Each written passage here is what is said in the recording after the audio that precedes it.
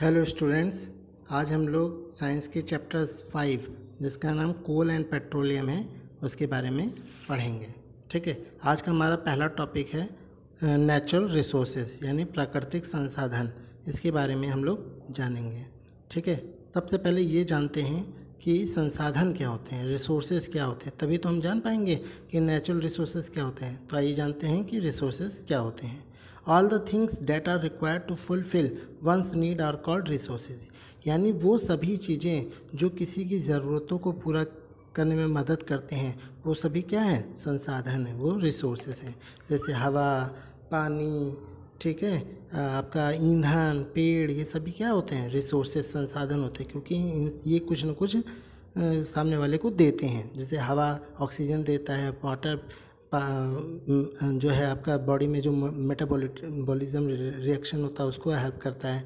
Fuel से आप खाना पका पाते हो, ठीक है, और पेट्रोल प्लांट से आप क्या कर सकते हो, आप ऑक्सीजन, फल फूल ये सब प्राप्त होते हैं। तो ये सब क्या है, ये सब हमारी ज़रूरतों को पूरा करने के साधन हैं, इसीलिए इनको हम क्या कहते हैं, रिसोर्सेज कहते हैं। ठीक है, अब ये जो रिसोर्सेज होते हैं ये जो है वो दो तरह के होते हैं। एक होते हैं नेचुरल रिसोर्सेज और एक होते हैं मैन मेड रिसोर्सेज, यानी जो रिसोर्सेज हमें नेचर से मिलता है, प्रकृति से मिलता है, उनको हम क्या कहते हैं, उनको हम नेचुरल रिसोर्सेज कहते हैं। जैसे आपका सनलाइट, सॉइल, एयर, वाटर, ये सब क्या है, ये नेचुरल रिसोर्सेज, क्योंकि हमें नेचर से मिलता है। जबकि जो नेचर से हमें नहीं मिलता, जैसे दवाइयाँ, प्लास्टिक, सीमेंट, ये सब हम बनाते हैं, इसलिए ये सभी कैसे साधन है, ये सभी मैन मेड रिसोर्सेज है। तो वही यहाँ लिखा हुआ है, सम रिसोर्सेज अगर in nature they are called natural resources like sunlight, soil, air, water, forest, etc.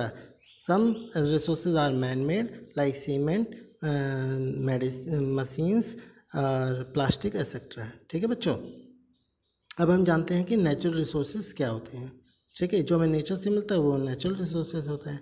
ठीक है, तो अब जानते हैं नेचुरल रिसोर्सेज में भी लिविंग नेचुरल रिसोर्सेज और नॉन लिविंग नेचुरल रिसोर्सेज। जो प्राकृतिक संसाधन होते हैं उनको हमने दो कैटेगरी में बांटा है, एक वो जो लिविंग नेचुरल रिसोर्सेज से मिलते हैं और एक वो जो नॉन लिविंग नेचुरल रिसोर्सेज से मिलते हैं। जो लिविंग रिसोर्सेज होते हैं उनमें हम लोग पौधों को, जानवरों को शामिल करते हैं, जबकि जो नॉन लिविंग नेचुरल रिसोर्सेज होते हैं उनमें हवा, मिट्टी, पानी, ठीक है, और आपके सनलाइट, इन सबको हम शामिल करते हैं। रिसोर्सेज में भी क्लासीफाइड, तो इस तरह से हमने जाना है कि जो नेचुरल रिसोर्सेज होते हैं वो दो तरह के होते हैं, एक नेचुरल लिविंग और एक होते हैं नॉन लिविंग। इसी तरह रिसोर्सेज को हम दो और कैटेगरी में बांट सकते हैं, एग्जॉस्टिबल नेचुरल रिसोर्सेज और इनएग्जॉस्टिबल नेचुरल रिसोर्सेज। तो रिसोर्सेज में also be classified as exhaustible natural resources and inexhaustible natural resources. तो जो एग्जॉस्टिबल रिसोर्सेज होता है वो क्या होता है, exhaustible resources natural resources get spent up in a due course of time. जो एग्जॉस्टिबल नेचुरल रिसोर्सेज होता है वो एक समय के बाद, लगातार इस्तेमाल करने के बाद वो ख़त्म होता है।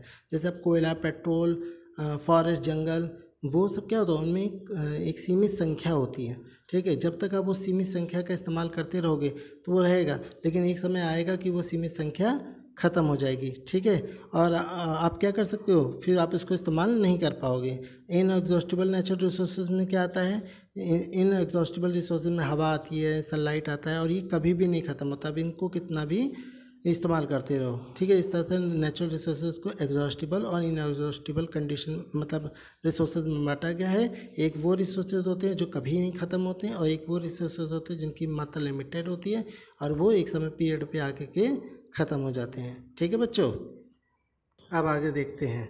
सम of exhaustible resources get replenished by natural processes in a certain period of time. क्या मतलब है कि आप जो एग्जॉस्टिबल रिसोर्सेज हैं वो क्या होता है, बहुत सारी प्राकृतिक क्रियाओं के द्वारा एक सर्टेन पीरियड ऑफ टाइम, एक निश्चित समय के बाद क्या करती है, जो चीज़ें उसके भंडार से कम होती है उसको रिप्लेनिश करता है, उसको पूरा कर देता है। यानी अगर आप उनको बार बार इस्तेमाल कर रहे हो और उसकी प्रकृति में कमी हो जाती है, तो कुछ रिसोर्सेज यानी एग्जॉस्टिबल रिसोर्सेज ऐसे होते हैं जो प्राकृतिक प्रक्रियाओं के द्वारा एक समय के बाद आके अपनी जो कमी होती है उसको पूरा कर देते हैं।